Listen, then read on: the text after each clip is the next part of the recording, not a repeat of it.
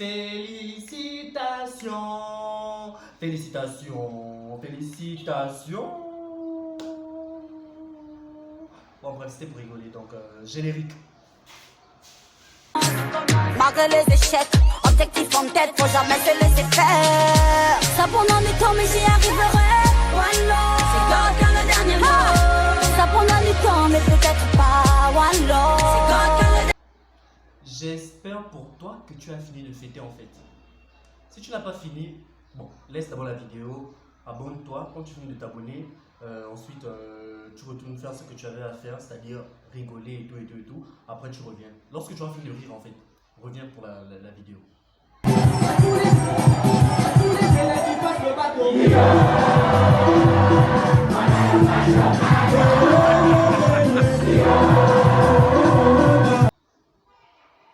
Je pense que là, tu es fatigué, tu as trop ri, tu as trop souri. Bon, rire et sourire, c'est la même chose. Bref, tu es dans une joie extraordinaire en ce moment. Et je suis content pour toi. Crois-moi, je suis content pour toi. Je suis passé par là, je sais ce que ça fait. Je sais exactement ce que ça fait. Plus sérieusement, bonjour. Pour ceux qui ne me connaissent pas, je suis Emerald Lucas. Qu'est-ce que je fais là? Je crée une chaîne YouTube où je raconte ma vie, mes histoires, mon vécu et tout ce que tu peux t'imaginer en fait. Vu que toi aussi tu as une vie. Bref, pour les nouveaux bacheliers, je vous en prie, prenez un stylo, une feuille et asseyez-vous. Je pense que l'euphorie autour du bac c'est déjà terminé parce qu'il faudrait bien que ça puisse prendre fin à un moment donné. C'est vrai, tu as eu le bac et tout, mais bon, la vraie vie commence, c'est-à-dire la vie d'étudiant. C'est un nouveau statut. Et que fait un étudiant? Un étudiant, il va dans un institut ou une université. En parlant d'institut ou université, justement, nous allons nous appuyer dessus. C'est le thème de cette vidéo. Que choisir entre l'université et l'institut? Que choisir entre l'institut et l'université? Telle est la grosse problématique de tous les nouveaux bacheliers en fait.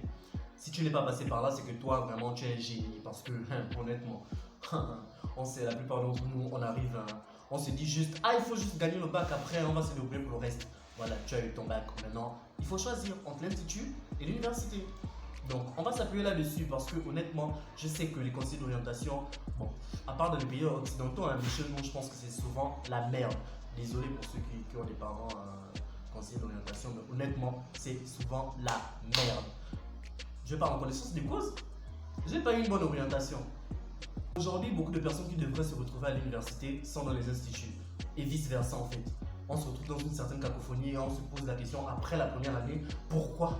Moi je me suis longtemps posé la question pourquoi le droit alors que j'ai envie de faire l'informatique. Bon bref, j'aime le droit, voilà pourquoi je fais droit et donc du coup on n'est pas là pour parler de moi, voilà. Donc je vais arrêter d'essayer de jouer à quelqu'un de drôle et me focaliser principalement sur mon sujet. Déjà, je vous vois venir. Quelle est la différence entre une université et un institut? Je vais essayer de répondre à ma façon. Mais n'hésitez pas à aller faire des recherches parce que c'est très important. Cette année, ce choix va déterminer quasiment toute votre carrière, toute votre vie et tout. Va influencer sur toute votre vie. Donc, surtout, faites des recherches énormes. La principale différence entre l'université et l'institut, c'est que l'université donne une formation plus générale au niveau du premier cycle en fait, permettant à l'étudiant d'être un chercheur.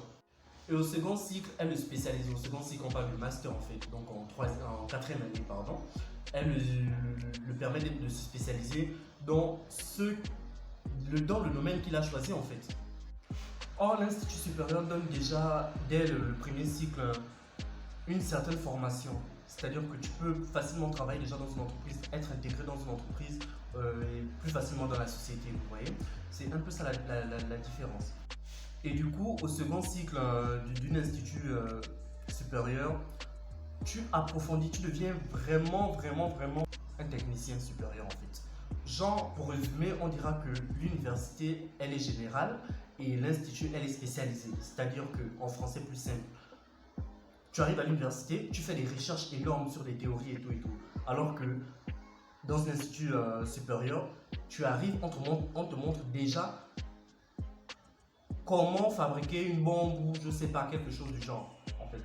L'Institut forme des techniciens supérieurs spécialisés. L'université forme des étudiants capables d'élaborer des théories scientifiques sur des recherches approfondi, servant de base logique pour des personnes qui sortent des instituts par exemple. Bon, je ne vais pas faire une longue vidéo, désolé. Donc, disons que pour choisir entre les deux, il faut se poser certaines questions. Et je vais vous énumérer 3 questions qui ont été vraiment essentielles pour moi. Je tiens à préciser qu'il faut se poser d'abord des questions sur ses aptitudes. Est-ce que je suis capable? Bon. Question numéro 1. Suis-je le type de personne à réfléchir sur des théories? C'est une question que tu dois vraiment te poser. Parce que l'université, c'est les théories.